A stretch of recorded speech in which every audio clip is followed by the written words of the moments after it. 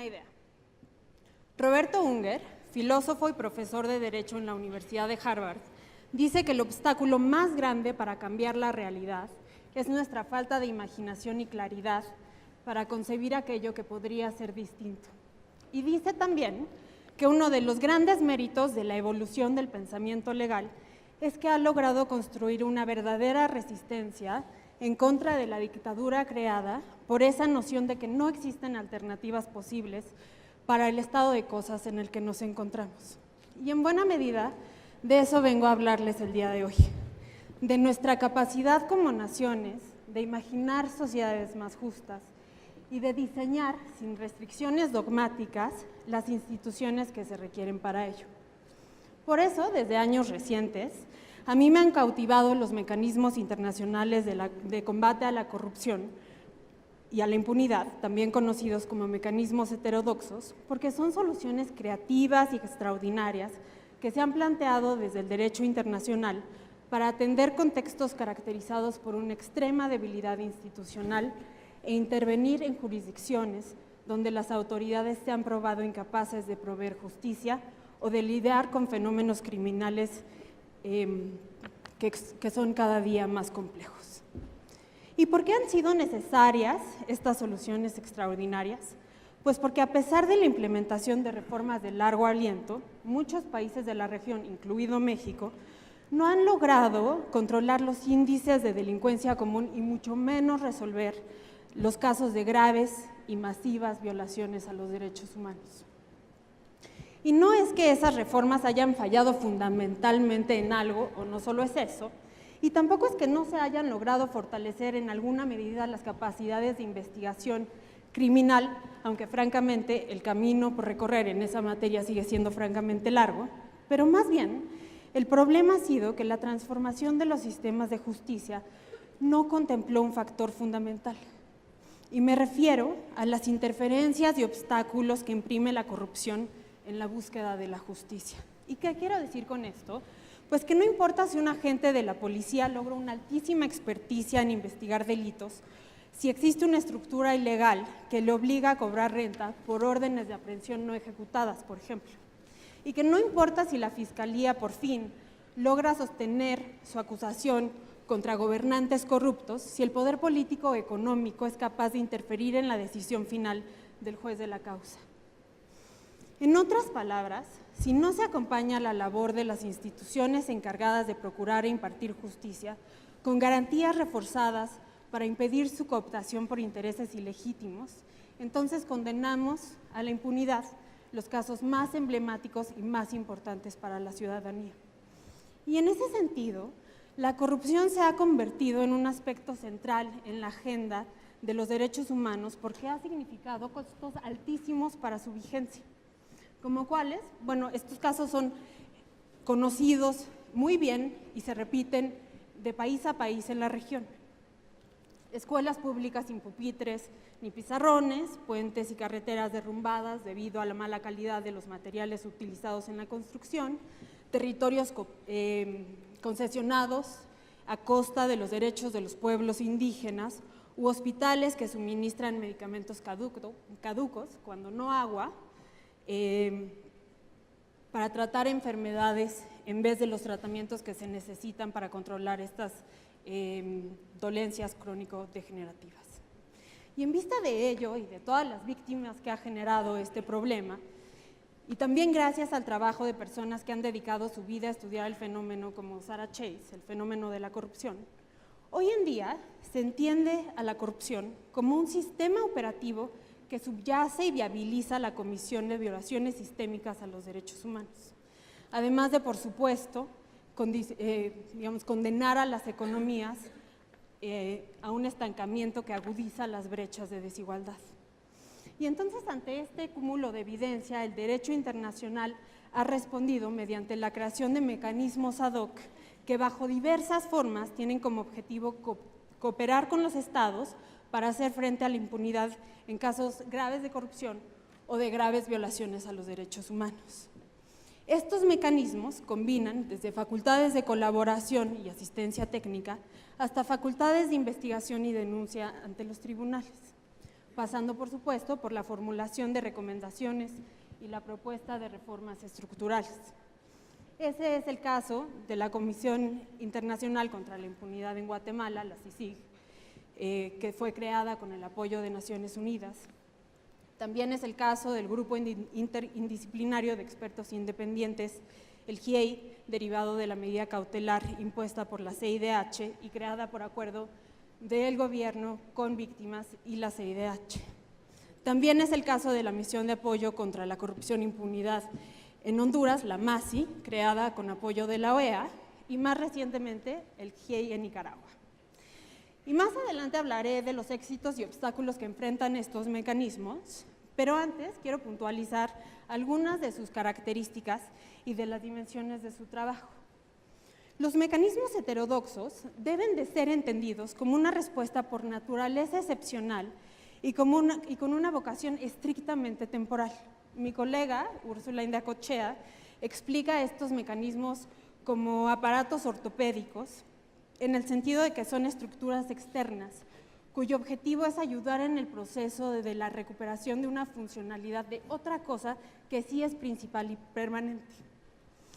Y entonces, en la instalación en un país de un mecanismo de esta naturaleza, se necesita un convenio o un tratado internacional que pueda adoptar diversas formas y tener diversas intensidades en sus mandatos, desde el apoyo técnico para la investigación de casos específicos como el GIEI y pasando por las facultades de colaboración activa de la MASI, por supuesto pasando por el amplio mandato que tiene la CICIG, que le faculta a proponer cambios normativos a nivel interno y actuar como un candado para evitar el retroceso en la investigación de casos que ya están avanzados o en la repetición de fenómenos criminales que ya han sido previamente identificados.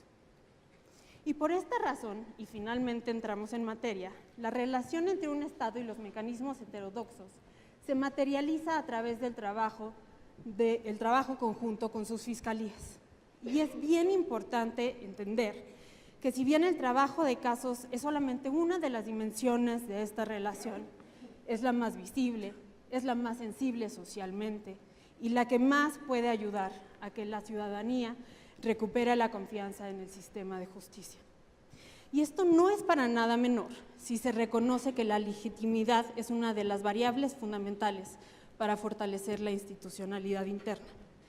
La otra dimensión del trabajo de estos mecanismos es la participación en el diseño de reformas normativas, donde la relación del mecanismo es más bien de orden político con otros actores del Estado. Pero en este trabajo del mecanismo con las fiscalías, el papel de la persona titular de la Fiscalía General es determinante por 4 razones. Primero, porque las fiscalías son instituciones jerárquicas con unidad de acción, es decir, que su funcionamiento se ordena a través de directrices generales emitidas por el fiscal general. Segundo, porque la persona que es titular de la Fiscalía General tiene la facultad de organizar el trabajo de la institución de modo que se pueda coordinar con el mecanismo y facilitar su trabajo conjunto. Tercero, porque de esta persona depende permitir un mayor o menor acceso a la información que se produce como resultado de las investigaciones criminales.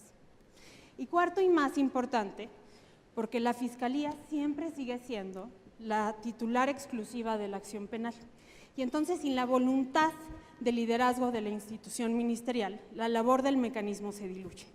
Y por eso, tantas organizaciones internacionales han insistido en la importancia de la autonomía de la Fiscalía General y se resguarda principalmente por mecanismos establecidos para su entrada y salida de su gestión, es decir, con los requisitos que se establecen en las leyes para su designación y remoción. Ahora bien, en el plano operativo, la cooperación entre los mecanismos heterodoxos y las fiscalías se plasma a través de unos cuerpos de élite. ¿Y qué son estos? Son cuerpos integrados por fiscales, pero también por investigadores, peritos forenses y de otras especialidades, y también por personal de la Policía Fiscal, cuando la policía pertenece al Ministerio Público.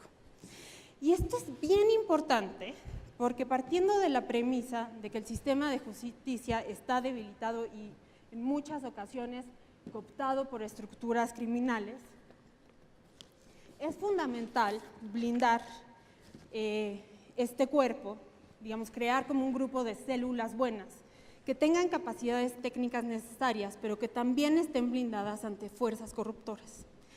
Y entonces se seleccionan a estas personas que también pueden provenir, o sea, que pueden provenir desde dentro de las fiscalías, pero también pueden ser externos, y se seleccionan con estándares muy altos y rindiendo pruebas de confianza en procedimientos de reclutamiento que son supervisados por el mecanismo e idealmente también supervisados por la sociedad civil.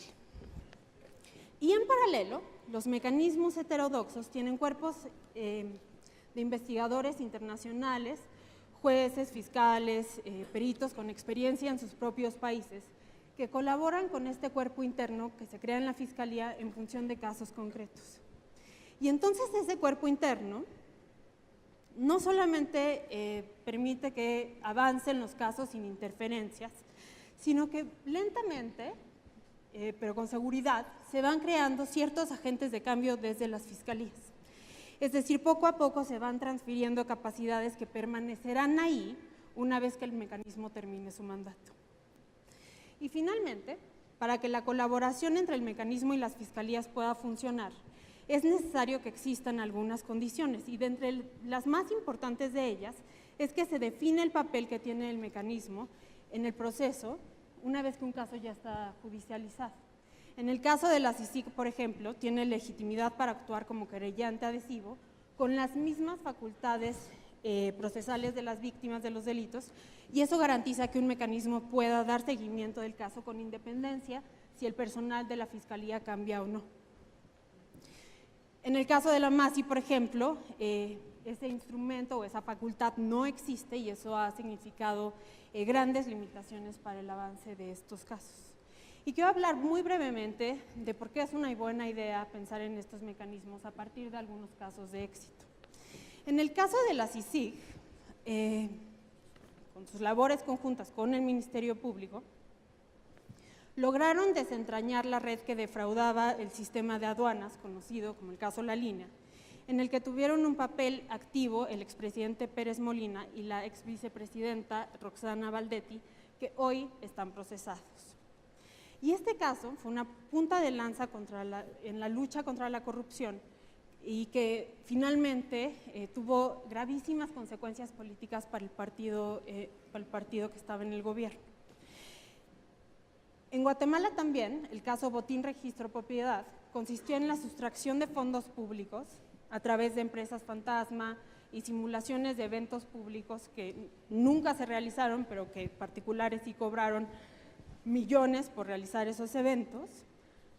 Y entonces hoy ya existen personas responsables en juicio por esos casos. Lo que quiero decir es que con estos y otros casos, no solo se ha logrado demostrar en qué manera estas redes criminales han capturado el Estado en todos sus niveles, sino que también han creado una cierta recuperación de la confianza y de la esperanza en los guatemaltecos, porque de alguna manera se está generando la noción de que sí es posible luchar contra la corrupción, de que sí es posible luchar contra la impunidad, a pesar de que eso implique procesar a personas que están en la Corte Suprema, en el Congreso o en el Poder Ejecutivo. En Honduras, por otro lado, en un contexto menos favorable para el trabajo de la MASI, se han logrado resultados más, digamos, escasos, pero sin duda muy importantes, como el procesamiento del fraude al Seguro Social hondureño. Y esto último me lleva a plantearles una paradoja inescapable que se presenta en el funcionamiento de los mecanismos heterodoxos. Casi siempre cuando los mecanismos empiezan a funcionar, existe una reacción estatal para detener su funcionamiento o para acotar las funciones que ya se le fueron concedidas con mandatos dentro de tratados o dentro de las leyes internas. Y entonces es paradójico, porque si bien los mecanismos para existir necesitan un amplio respaldo político y social, lo cierto es que cuando empiezan a funcionar, el mismo poder que permitió su existencia se vuelve su más grande retractor. Y esto, por supuesto, no se debe al azar. La columna vertebral que erige y sustenta la factibilidad de las redes de macrocorrupción no es ni más ni menos que la cooptación de la Procuración de la Justicia, porque es la Fiscalía, a final de cuentas, quien tiene la facultad de iniciar procesos para imponer sanciones a quienes desde el poder público, privado o criminal, se han dedicado a sustituir la toma de decisiones democrática con un sofisticado mercado de sobornos. Y yo les platiqué todo esto porque me gustaría hacer una reflexión final. ¿Por qué un mecanismo de esta naturaleza sería útil para la consolidación de un nuevo sistema de justicia en México? Los datos de la Encuesta Nacional a Personas Privadas de la Libertad que levantó el INEGI en 2016, junto con el trabajo que recientemente ha hecho la organización World Justice Project, han producido evidencia que muestra avances significativos en muchas áreas del funcionamiento del sistema de justicia a partir de la entrada en vigor de las reformas recientes, ¿no?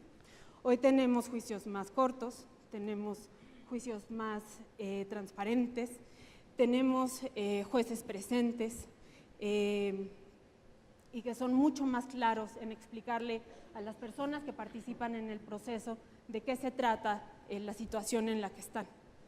Pero también sabemos que el 80% de la población privada de la libertad sufrió algún tipo de violencia física o psicológica durante su detención.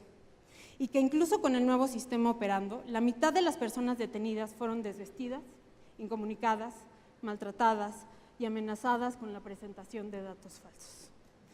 Lo que menos necesitamos de hoy hacia adelante son más personas en condición de pobreza, torturadas para aceptar delitos que no cometieron. Y entonces, ¿cómo hacemos para cambiar este paradigma? ¿Cómo hacemos para detonar la chispa que sí haga que la investigación criminal para casos graves de corrupción, para casos graves de violaciones a derechos humanos suceda? A mí me parece que es hora de evaluar si una fiscalía que sirva pasa por una buena dosis de soluciones extraordinarias y muchas veces esas soluciones vienen desde el derecho internacional. Muchas gracias a todos por su atención. Permítanme aterrizar mi tema en el tema general de nuestro Congreso, que es la gestión eficiente de la justicia penal. 3 preguntas que voy a hacer sobre la gestión eficiente de la justicia penal. Pregunta número 1. ¿Qué es, en cualquier caso, gestión no eficiente de la justicia penal? Es no lograr sentencias, es no acusar o acusar mal y lento, es no investigar o investigar mal o lento. Y ahora la segunda pregunta. ¿Cuál es el indicador del milenio muy básico de este problema en la justicia penal que encontramos en México? Es el siguiente. Sabemos que desde el año 2000 la Auditoría Superior Federal fiscaliza el uso de los recursos públicos federales. Sabemos también que desde el año 2000 denunció penalmente a casi 1 millar de casos. Y sabemos que desde el año 2000 no hay una sola sentencia en los casos denunciados. Ninguna sentencia en los casos denunciados. Pregunta número 3. ¿La gestión federal de la justicia penal es eficiente? No, no lo es, según los datos oficiales que acabo de mencionar. No lo es respecto al uso indebido de los recursos públicos en los 3 poderes de la Unión. Peor, es nula en los casos detectados por la Auditoría Superior Federal.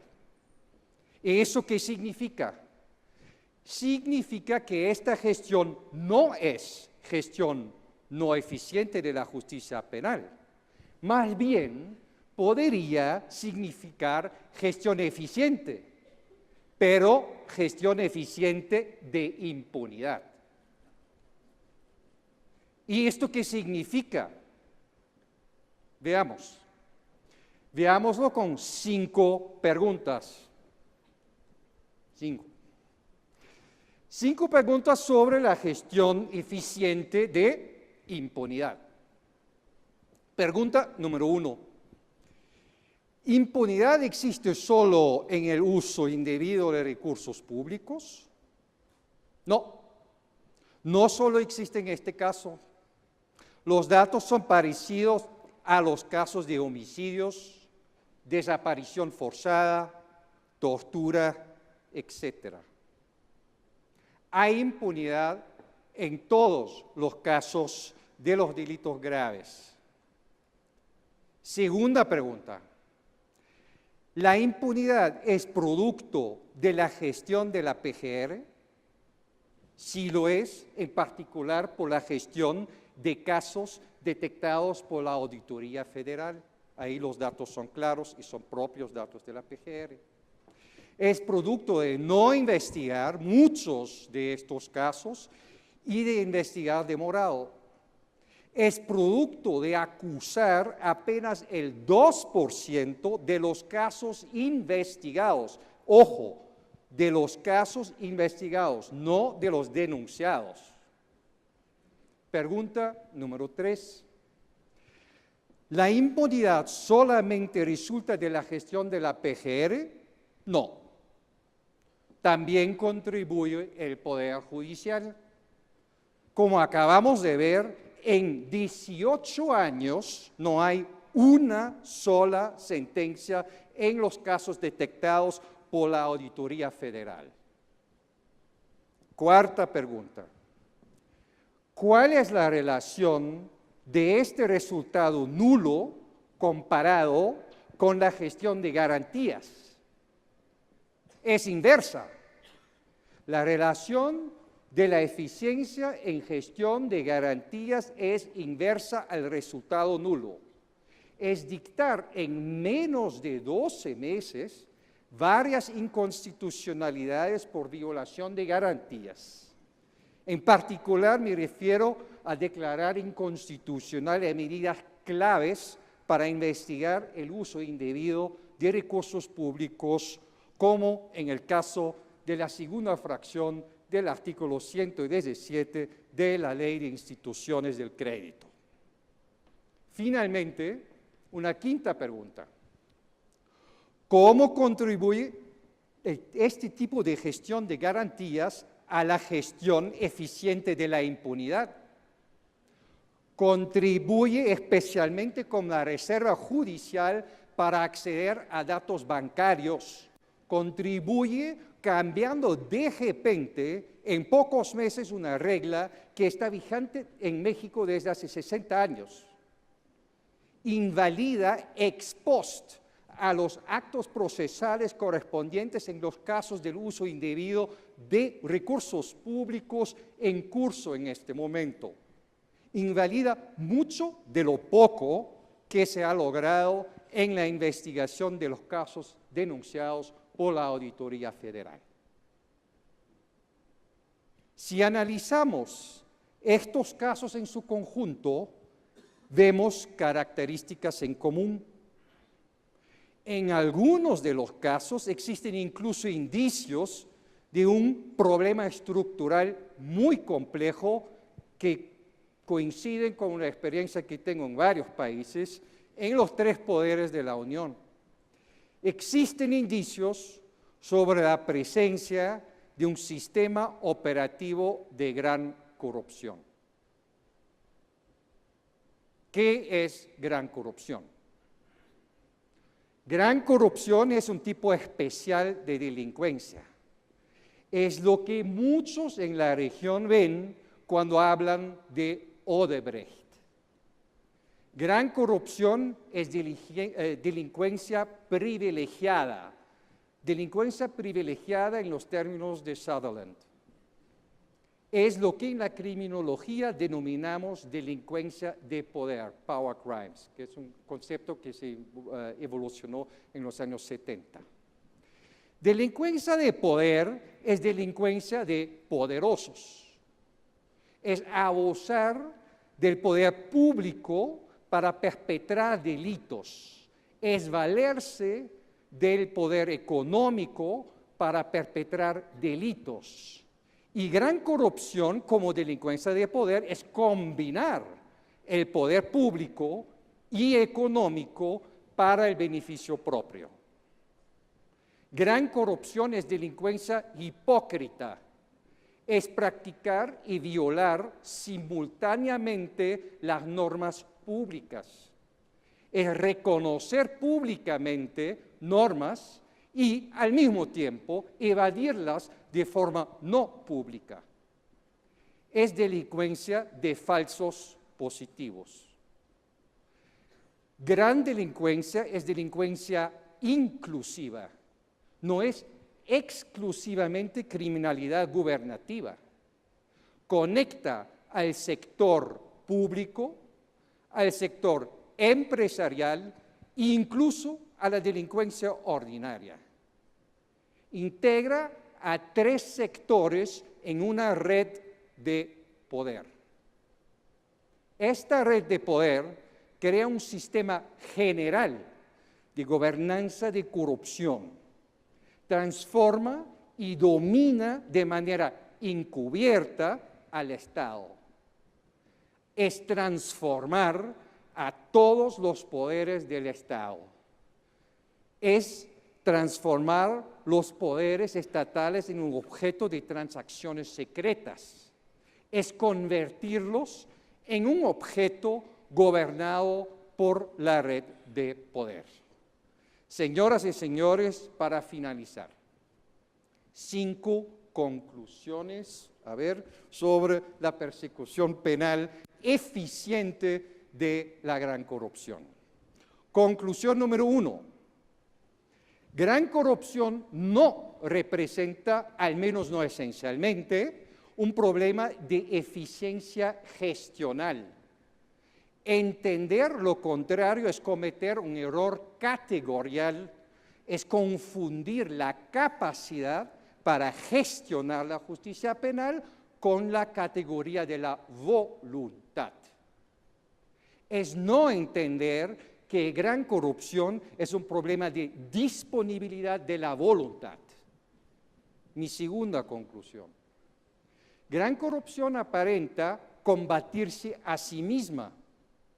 Gran corrupción simula en público una justicia penal independiente. Domina con sus reglas de poder de forma no pública la justicia penal. Somete el poder de investigar y acusar y de juzgar incluso a su regla clandestina número 1, su propia impunidad. Conclusión número 3. Descomponer esta operación paradojal es un reto fundamental de poder y no de gestión.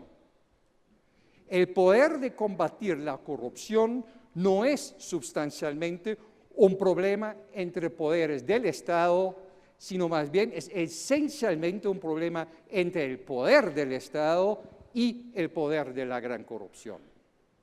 Es un problema de desequilibrar el equilibrio de la impunidad entre estos 2 poderes. Cuarta conclusión. Hay esencialmente 3 opciones para desequilibrar este equilibrio de la impunidad. Primero, confiar en los poderes de autodepuración. Segundo, sumar un tercer actor poderoso a la justicia penal. Y tercero, hacer intervenir autónomamente un tercer actor poderoso en la justicia penal. Finalmente, mi quinta conclusión. Cualquiera de las 3 opciones que acabo de presentar solo tendrá un éxito duradero bajo 3 condiciones. Primero, debe revelar públicamente quiénes integran la red de gran corrupción. Segundo, debe demostrar públicamente cómo funcionan las reglas de la red de gran corrupción. Y por último, debe hacer que quienes integran la red de gran corrupción se sometan a las reglas del Estado de Derecho. Probaremos el micrófono para empezar con esta reflexión de lo que puede significar la experiencia del Ministerio Fiscal en España para el momento mexicano. Y comenzaré, como buen profesor, citando a un gran filósofo, Foucault, que nos llamaba la atención sobre la diferencia entre las palabras y las cosas. Y es que hay palabras que son iguales, pero que designan cosas muy diferentes. Y la de Ministerio Público es una de ellas. El propio conferenciante inaugural, mi colega y amigo Díez Picazo, dice que el Ministerio Público es una institución misteriosa. Yo añadiría más, es lo más parecido a la Santísima Trinidad.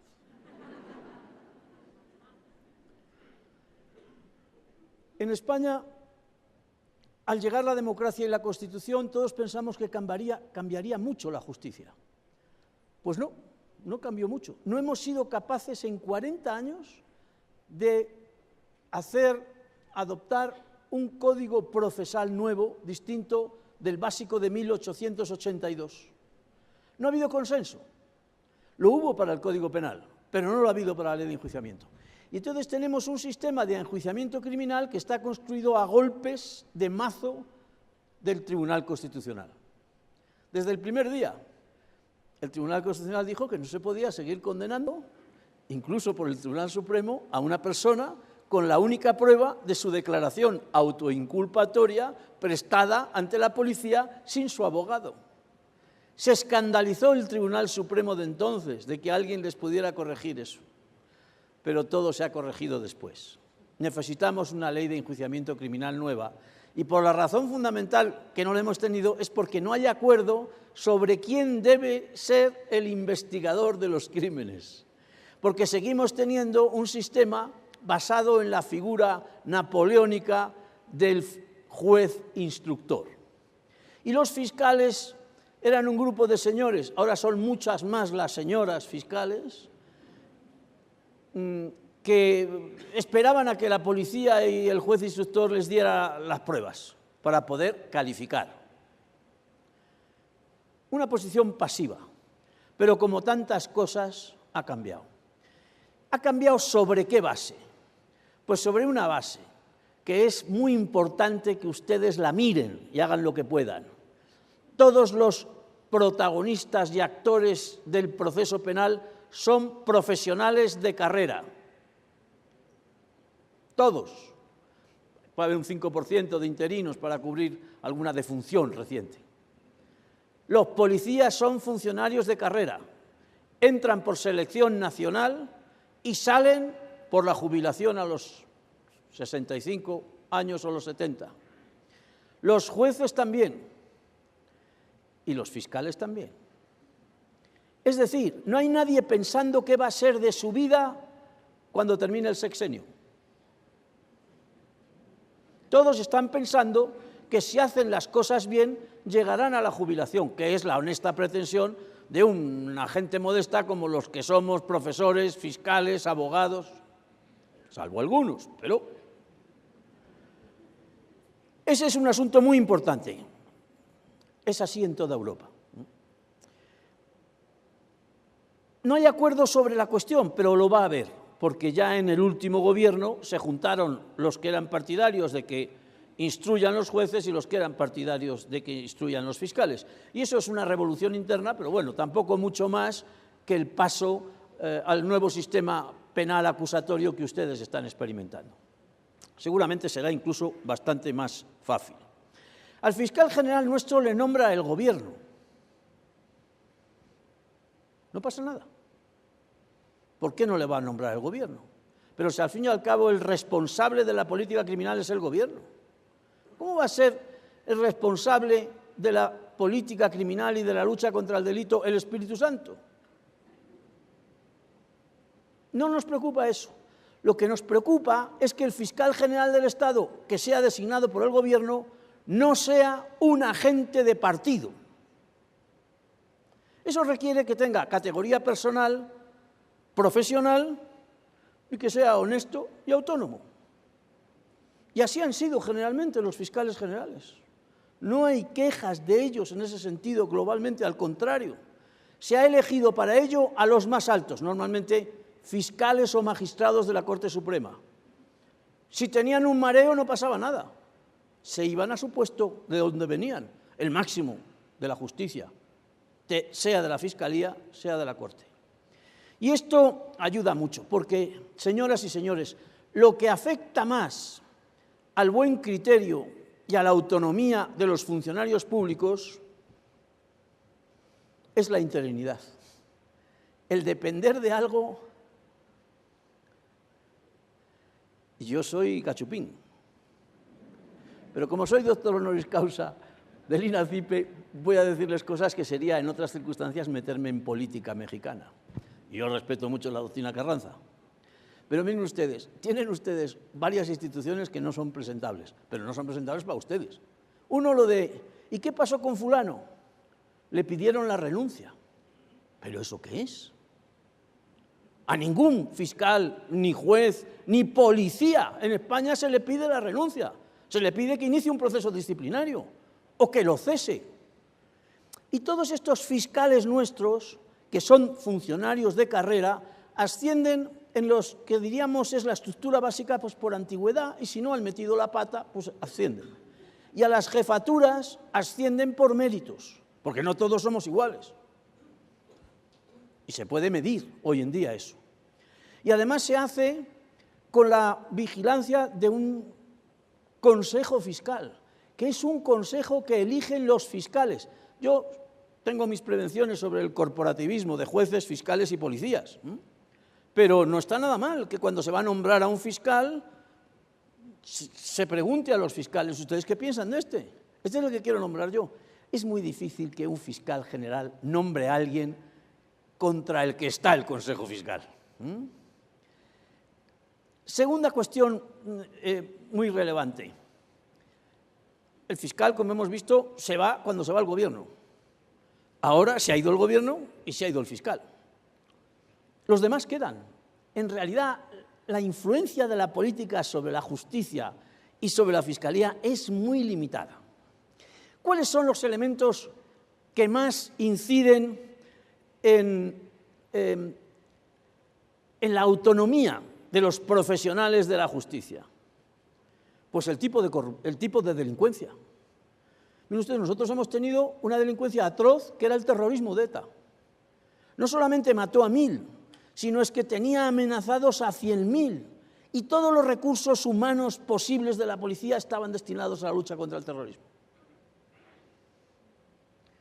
Y los jueces que los perseguían, tenemos una institución muy interesante que no sé si recomendar, que es la Audiencia Nacional, que es un tribunal centralizado de asuntos contenciosos, asuntos sociales y penales. Y allí se persiguen, se instruyen y se enjuician y condenan todos los delitos de terrorismo. Antiguamente los de la ETA, ahora lo de los yihadistas, que no tienen nada que ver una cosa con otra.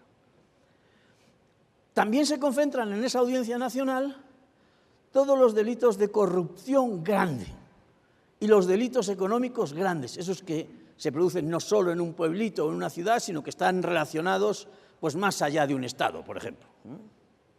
¿Y ahí quién hay? Pues hay muy pocos jueces, 6 jueces instructores y 20 fiscales especializados, con unos siempre limitados recursos humanos, de policía, de inspectores fiscales, de guardias civiles, que se lo creen lo que hacen y saben que nadie les para, que les intentarán parar, pero que si plantean el conflicto, lo ganan, a veces de milagro, como les contaré uno último.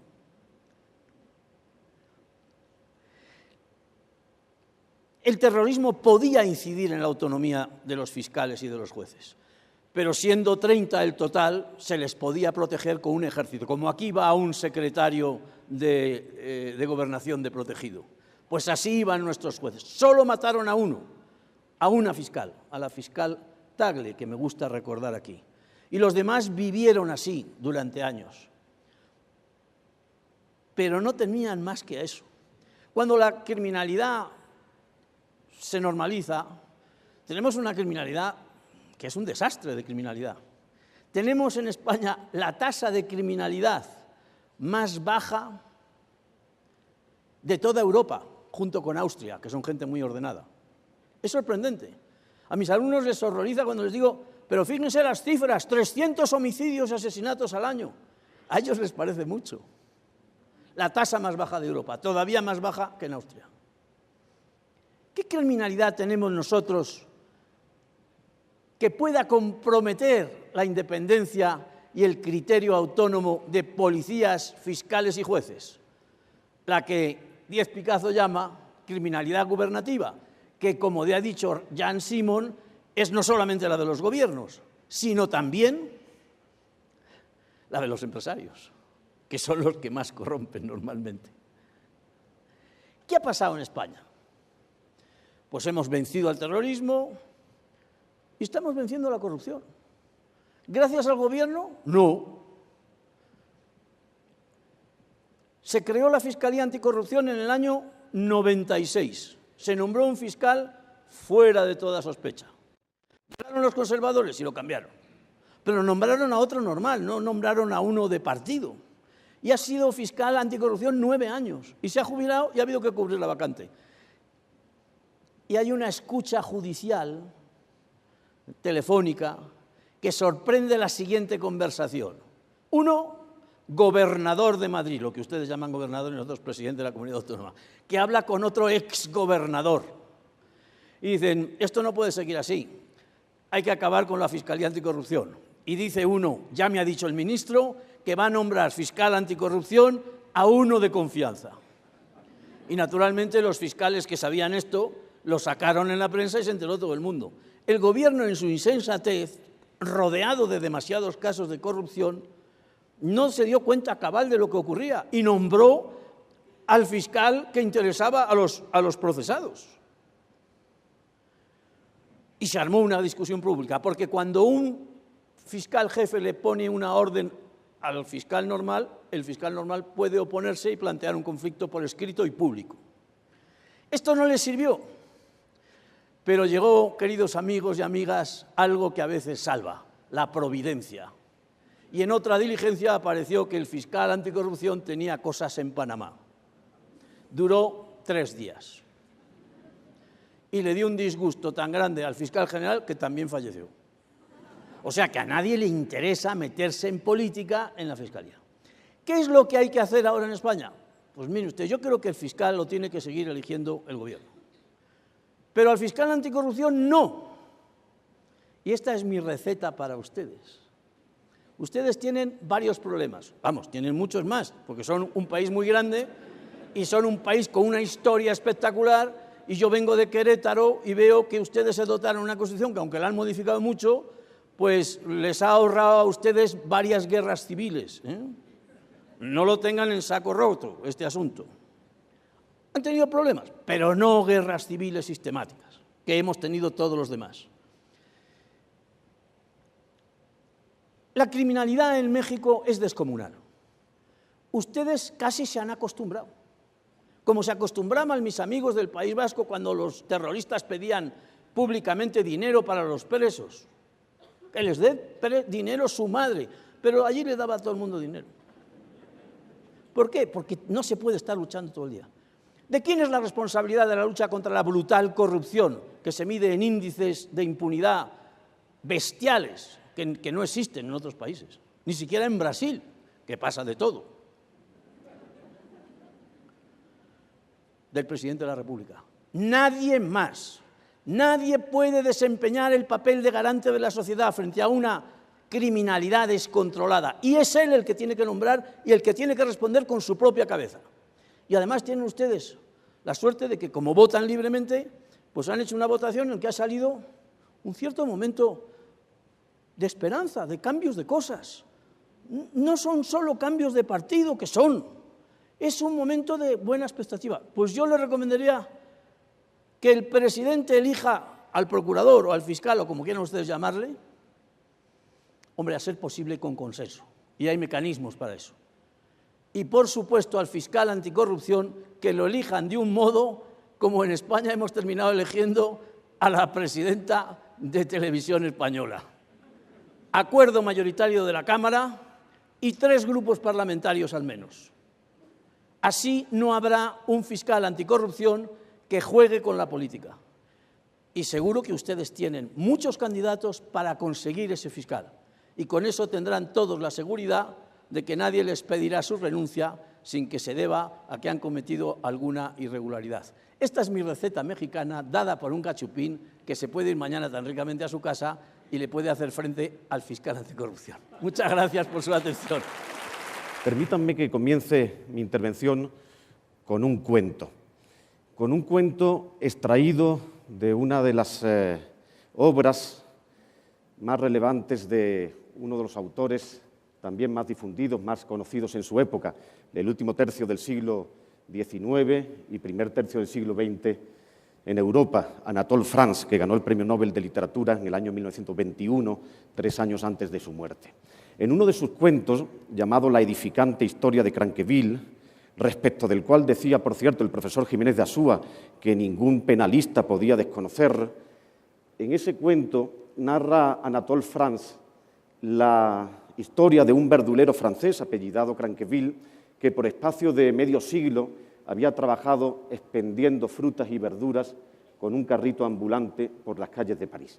Y una mañana, cuando se encontraba realizando una operación de compraventa, le había vendido unos jitomates y unas lechugas a una señora, la esposa del zapatero, que tenía su tienda también ahí cerquita, se había extralimitado y había ido a recoger las monedas que le faltaban, y se aproxima un guardia urbano en ese momento y le apremia a Cranqueville para que retire el carrito que estaba, según él, produciendo un retardo en el tránsito en esa calle de París. Y Cranqueville le dice que él únicamente está esperando pues, breves instantes a que venga la señora del zapatero y que le pague las monedas que faltaban, y el policía le vuelve a apremiar de manera enérgica para que retire el carrito, y Cranqueville le vuelve a decir que, de manera respetuosa, que es cuestión de breves segundos, que en breve llegará la señora del zapatero y que a continuación pues, emprenderá el camino. El policía, celoso en extremo de su cometido, de su obligación, se ve, digamos, desobedecido por Cranqueville y lo denuncia por un delito de desacato, y en la denuncia añade además una serie de acusaciones. Dice que le ha faltado al respeto, que le ha insultado gravemente Cranqueville al policía, y adorna, digamos, de este modo esa denuncia contra Cranqueville. Se inicia un procedimiento oral, el fiscal acusa a Cranqueville por estos delitos y se impone, principio de autoridad, se impone la versión gubernamental, la versión oficial, y finalmente el juez termina reconociendo, a pesar de que habían existido algunos testigos venerables, como el doctor que había sido director del hospital de la zona, pues se termina imponiendo pues, esa versión oficial, y el juez termina decretando que si el policía afirma que las cosas han sucedido de esa manera, es que las cosas han sucedido de esa manera, de manera que condena a Cranqueville pues, por un delito de desacato y otro de injurias a una pena corta, privativa de libertad y al pago de una determinada multa. Cranqueville se ve obligado, por tanto, a dejar su cometido profesional, ingresa en prisión y al cabo del tiempo sale en libertad. Y se encuentra con la dura realidad del sujeto que ha sido condenado a un delito de privación de libertad. Durante el tiempo que estuvo obligadamente ausente, pues había aflorado la competencia, habían otros carritos, otras personas que vendían en esa misma zona, y él se ve obligado finalmente pues, a vender su carrito y, ahogado en deudas, también finalmente a vender su propia morada donde vivía. Y en esta situación, intentando ahogar en alcohol su desdicha, pues se da al alcohol.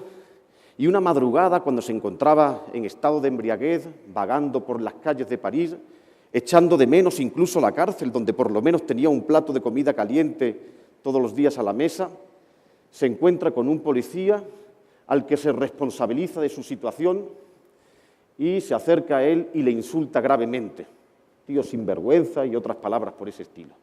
Y este policía, que conocía a Cranqueville de toda la vida, le da una palmadita en la espalda y le dice: Cranqueville, no es correcto que te comportes de esa manera, debes ser respetuoso con la autoridad, nosotros estamos aquí para protegerte y espero que no lo vuelvas a hacer en el futuro. Y Cranqueville se da la vuelta y reflexiona sobre lo que ha vivido en los últimos meses, cuando él se comportó como un ciudadano correcto que desempeñaba un rol social respecto del cual pues, se beneficiaban muchas personas, fue tratado con un rigor, con una injusticia extraordinaria que le cambió drásticamente la vida.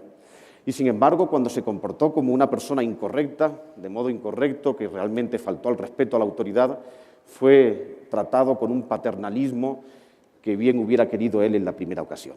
En este cuento de Cranqueville, con el que he querido empezar esta breve charla, se ponen de manifiesto muchas cosas o varias cosas interesantes para el jurista. En primer lugar, que la utilización a veces de conceptos teóricos son extraordinariamente difíciles de llevar a la práctica.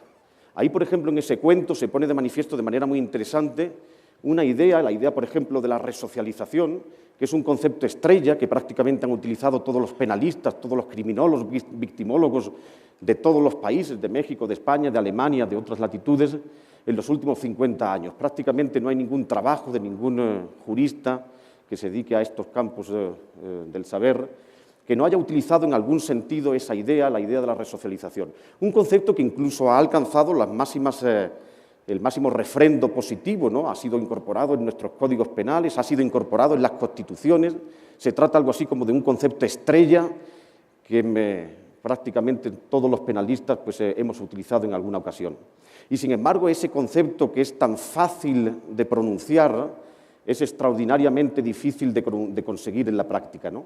En ese cuento de Cranqueville se pone de manifiesto que muchas veces, por cruel paradoja, no solamente no se consigue la resocialización del delincuente, sino que el sistema de justicia propicia, como digo paradójicamente, a veces la desocialización del sujeto que está plenamente socializado.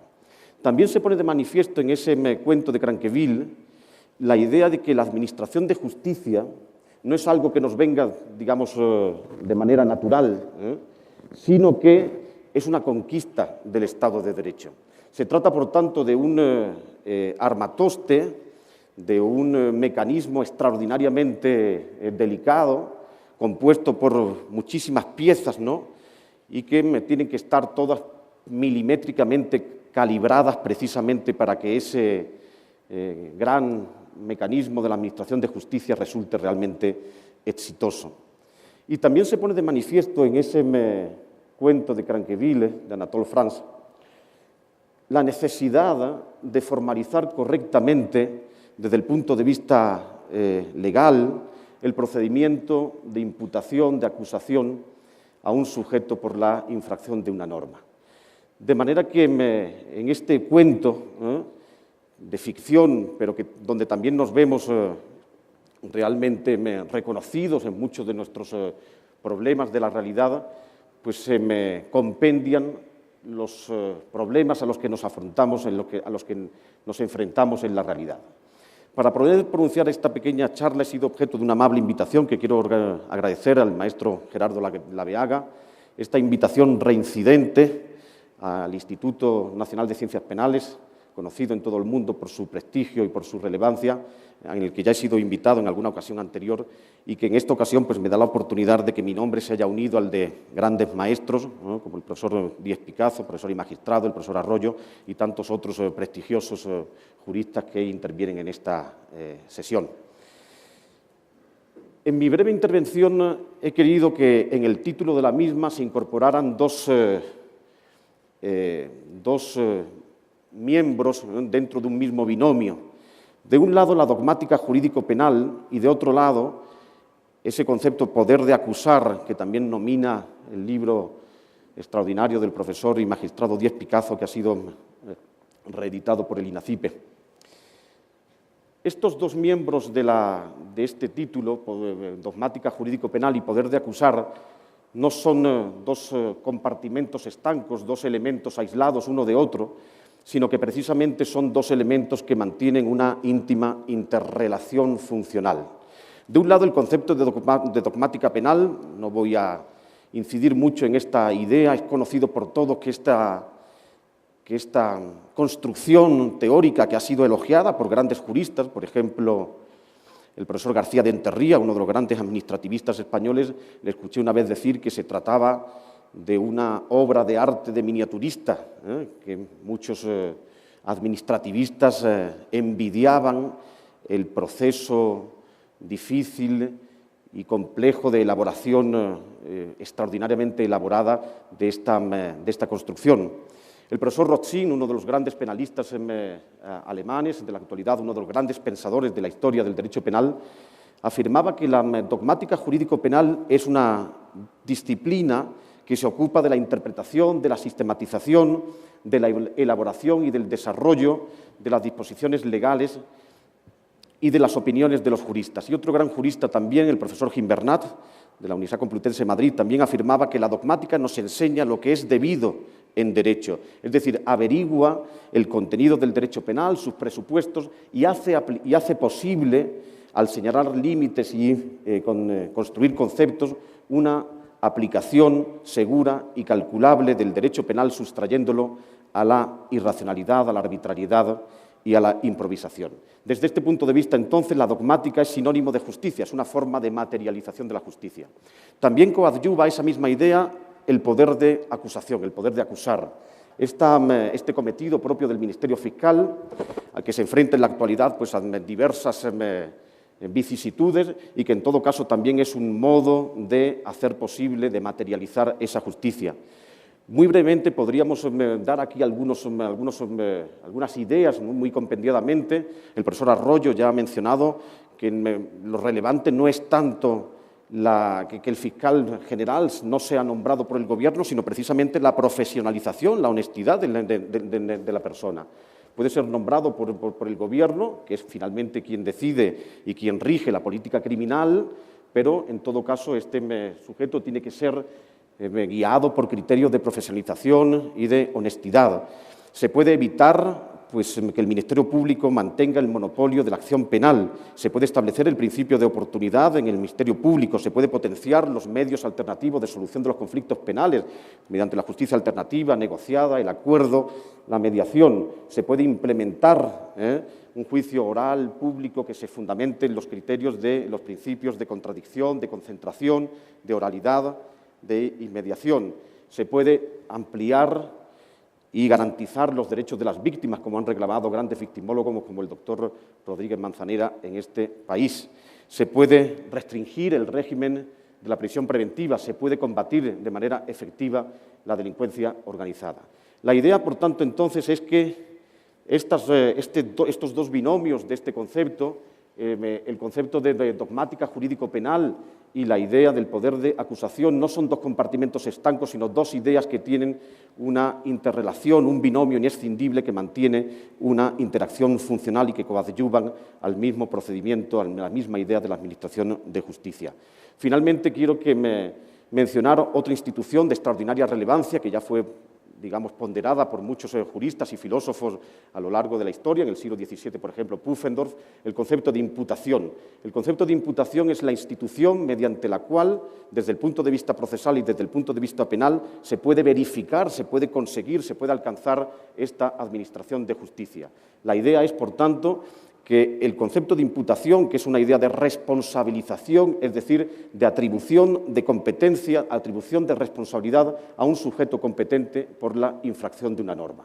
Si el Ministerio Fiscal, si la labor de administración de justicia se basara, se asentara sobre esta idea de dogmática jurídico-penal, probablemente el sueño de la Administración de Justicia estaría más cerca de ser una realidad. Nada más, muchas gracias.